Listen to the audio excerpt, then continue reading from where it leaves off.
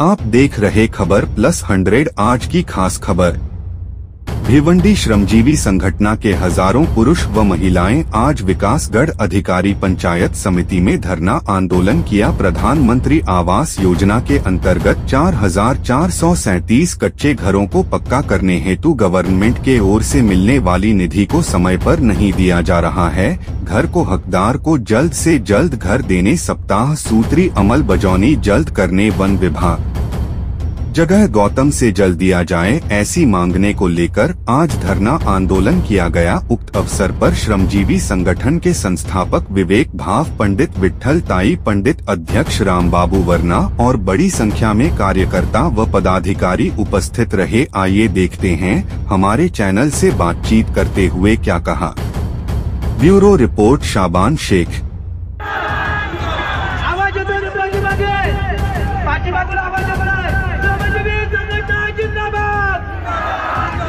आदिवासी कष्टकरी ढोल नाही माणूस आहे, अरे आदिवासी कष्टकरी ढोल नाही माणूस आहे, माणूस किती भीक नको, पाठीमागे माणूस किती भीक नको, आपण भीक मागायला आलो त्यांच्या। खरं तर या देशातील प्रत्येकाला राहण्यासाठी चांगलं घर मिळावं, कारण तो त्याचा मूलभूत अधिकार आहे।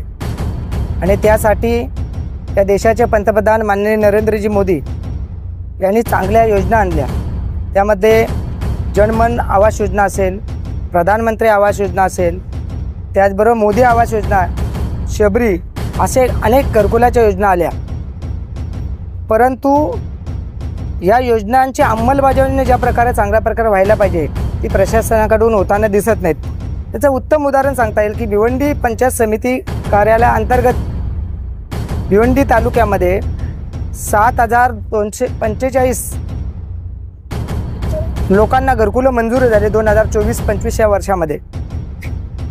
परत पहिला हप्ता या सर्व लोकांना मिळाला, परंतु त्यापैकी 7,245 पैकी 2,106 लोकांना दुसरा हप्ता वितरित केला गेला। 5,136 लोकांना अजूनपर्यंत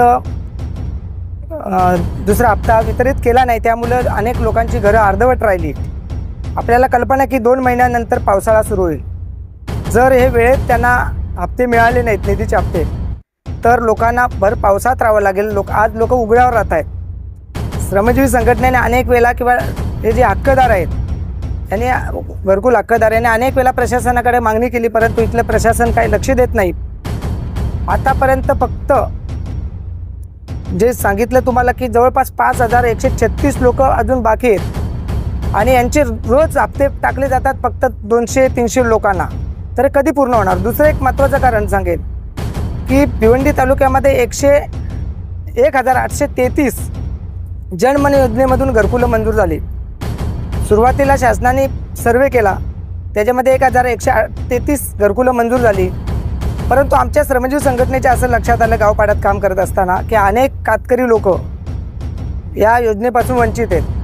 आणि ज्यावेळेस आम्ही ही माहिती घेतली त्यावेळेस आम्हाला भिवंडी तालुक्यातले दुगाड ग्रामपंचायत आढळली, कुरून आढळले, अशा अनेक ग्रामपंचायत आहेत। परंतु तिथे आम्ही आंदोलनं केली त्यावेळेस असं लक्षात आलं की एकाही कातकरी कुटुंबाला ज्याला गरज आहे, जो बेघर आहे, जो ज्याचं घर कच्चं आहे, त्याला त्याचं सर्वेमध्ये नाव घेतलं नाही, त्याला घरकुल मंजूर केलं नाही।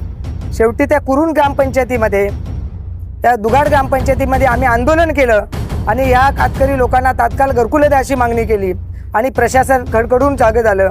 या जिल्ह्याचे मुख्य कार्यकारी अधिकारी अतिशय चांगला माणूस आहे, त्यांनी ताबडतोब आमच्या आंदोलनाची दखल घेतली आणि त्यांनी तात्काळ प्रशासनाला आदेश दिले की जे जे कातकरी लोक जे घरकुलापासून वंचित आहेत त्यांचा तात्काळ सर्वे करा। आणि तुम्हाला खरं वाटणार नाही, भिवंडी तालुक्यामध्ये 2,040 लोकांचा सर्वे करणं बाकी होता।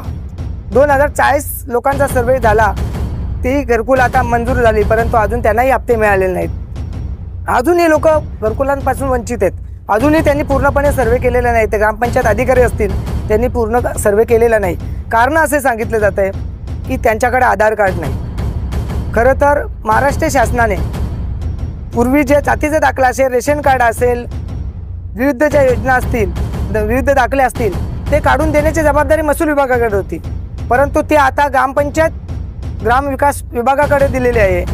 खरं तर एक जातीचा दाखला काढणं, जॉब कार्ड काढणं, आधार कार्ड काढून देणे ग्रामपंचायत अधिकाऱ्याचं काम आहे, परंतु त्यांनी ते केलं नाही आणि त्यामुळे अनेक लोक आजही घरकुलापासून वंचित आहेत. आज आम्ही प्रमुख आमच्या अशा मागण्या आहेत की ज्यांचे घरकुलं मंजूर आहेत त्यांना तात्काळ त्यांचा दुसरा हप्त्याचा निधी वितरित करावा. दुसरं, अनेक ज्यांना घरकुलं मंजूर झाले त्यांना स्वतःला घरं बांधायला जागा नाही, ती घरं बांधायला जागा द्यावी म्हणून महाराष्ट्र शासनाने 2 फेब्रुवारी 2024 रोजी एक परिपत्र काढलं, शासन निर्णय काढला की 100 गुंठे जागा त्या वस्तीला आदिवासी लोकांना घरं बांधायला द्या, गावठाण मंजूर करा. तेही गावठाण अजून एकाही ग्रामपंचायतीने मंजूर केलेलं नाही किंवा प्रस्ताव शासनाकडे पाठवलेले नाहीत. मग लोक घरकुल बांधणार कुठे? म्हणजे त्याची अंमलबजावणी झालेली नाही, ती तात्काळ करावी. गावठाणाची प्रस्ताव तात्काळ पाठवावेत आणि मंजूर करावेत. आणि जे घरकुल ज्यांना मिळायला पाहिजेत, ज्यांचे आधार कार्ड काढलेले नाहीत, ते सप्तसूत्री कार्यक्रम महाराष्ट्र शासनाने ग्रामविकास विभागाकडे दिलेले, तो तात्काळ त्यांनी त्याची अंमलबजावणी करावी. जोपर्यंत या मागण्या आमच्या पूर्ण होत नाही तोपर्यंत आम्ही हे आंदोलन